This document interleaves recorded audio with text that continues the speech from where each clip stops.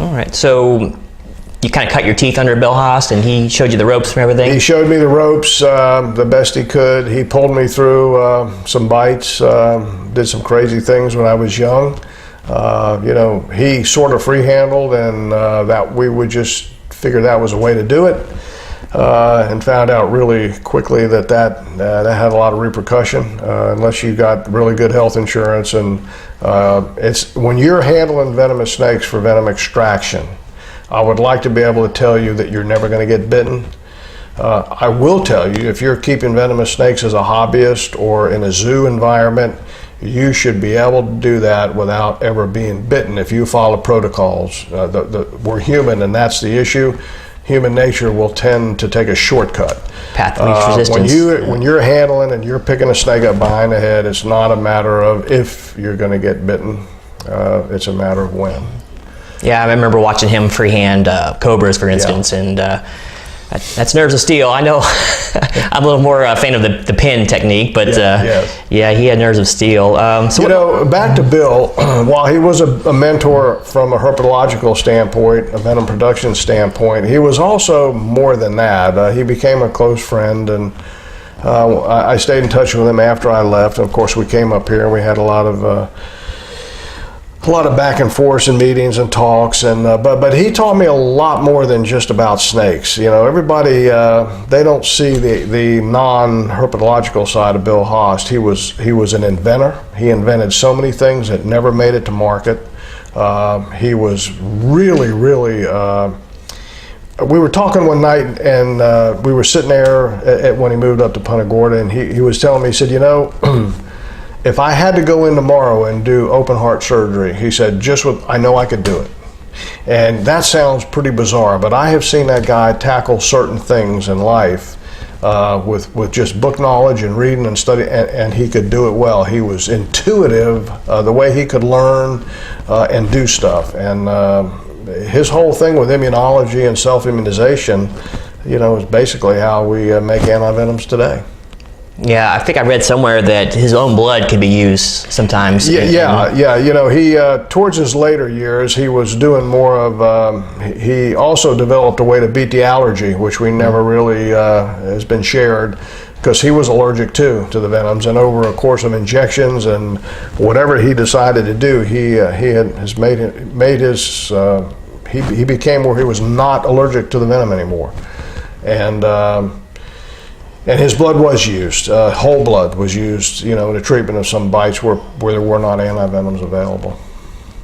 So what made you decide to extract full-time? Well, coming up here, we thought we could make a decent living.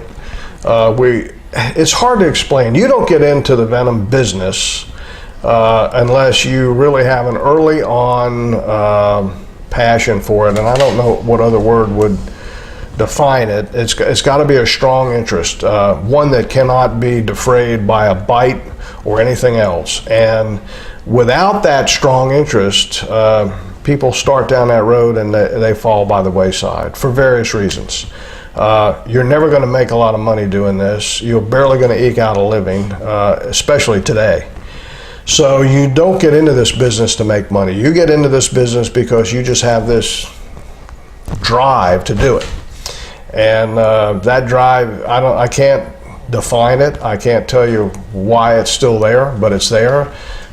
So we came up here and we built Reptile World, and we biotoxins, and we did the venom work, and I got away from it, got back into it in 2009, and have been doing it pretty much full time with this project since then.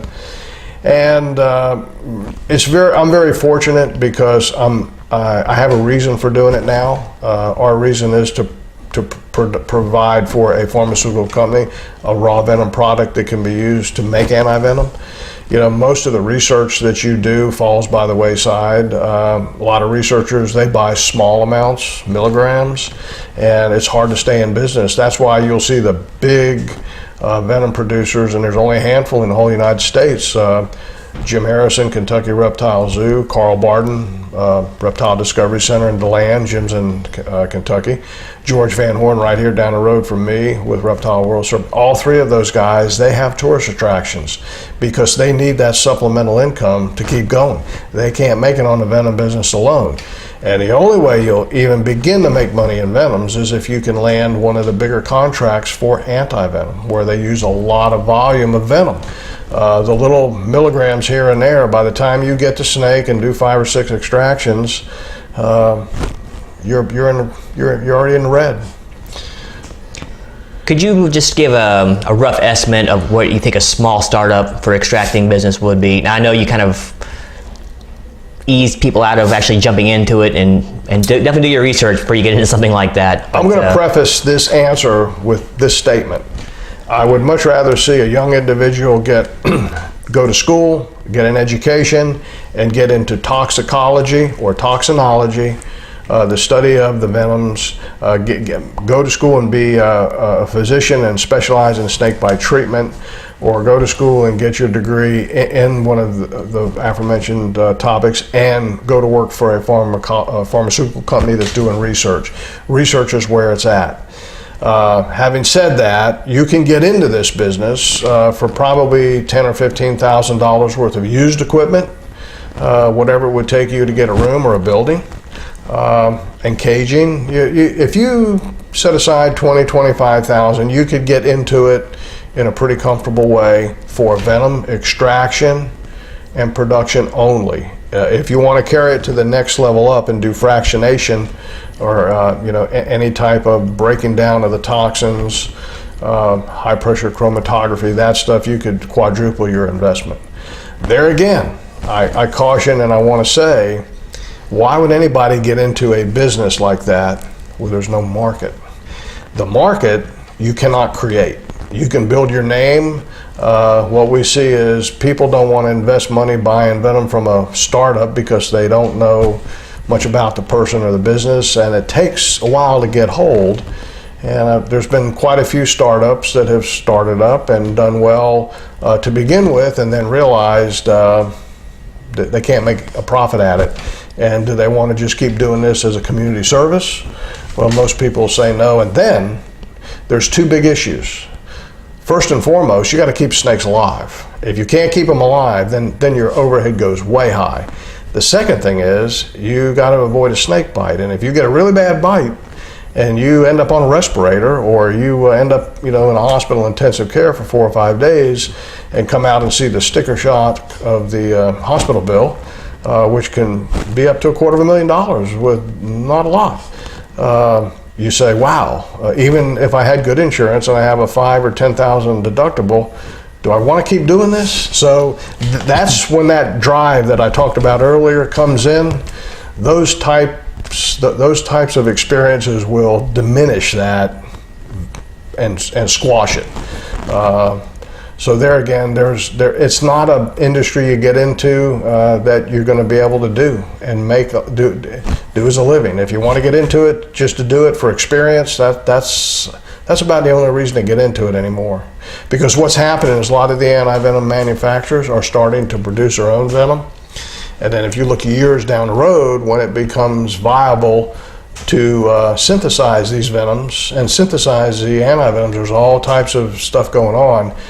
When that business plan works, venom production, in my estimation, 10, 15, 20 years down the road it'll be an archaeological find if anybody's doing it then.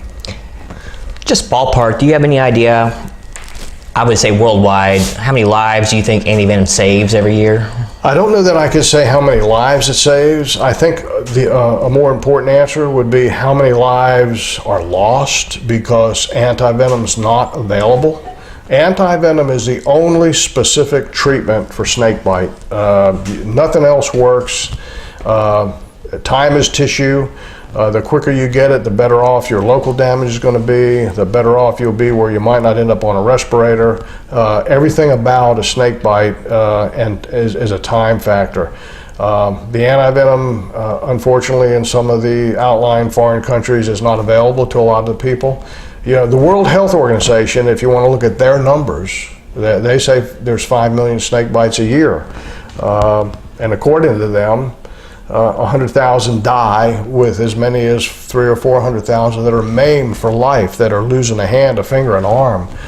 Some of the hemolytic properties and the disintegrants, the metalloproteinases that are in these, just dissolve muscle and tissue, and people are left with, at best case, amputation. And so, and there's a lot going on now. The World Health Organization has just declared snakebite treatment, a catastrophic event. I mean, it's the other thing that adds complications to it is, with a geographical distribution and a geographical variance in venoms, we're starting to find out some venoms produced for Asian cobras in India or Thailand don't work in Sri Lanka.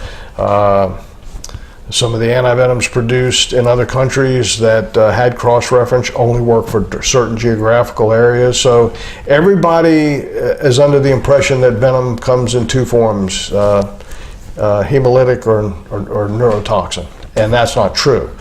We know today that most venoms have all of those fractionated toxins in there in different various of amounts.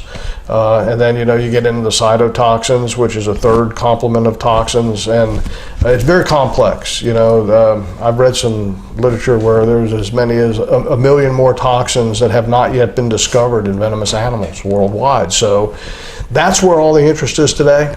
That's where all the excitement is today.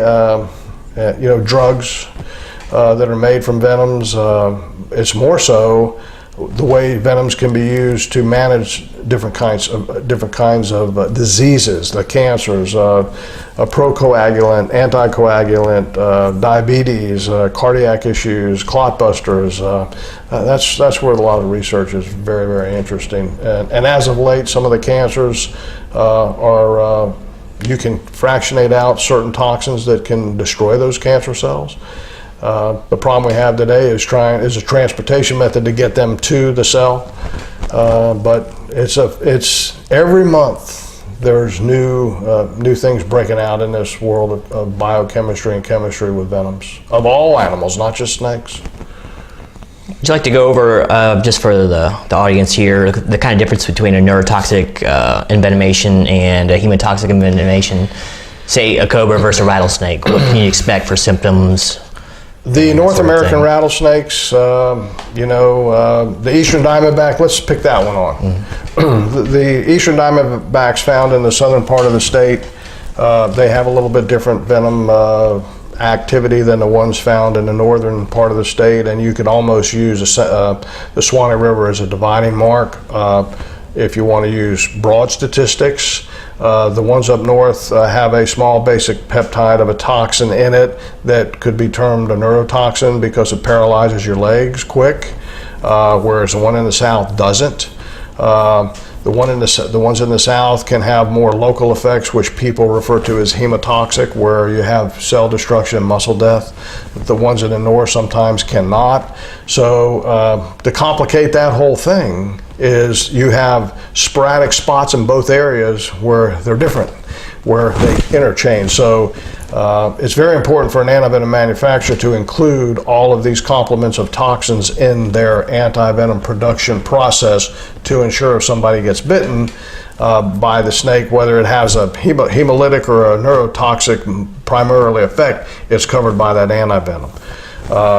In the old days, it was this simple. Water moccasin was hemotoxic because you lose a finger and you had a lot of local damage. A coral snake was neurotoxic because there was no local damage, but you stopped breathing. It's not that simple.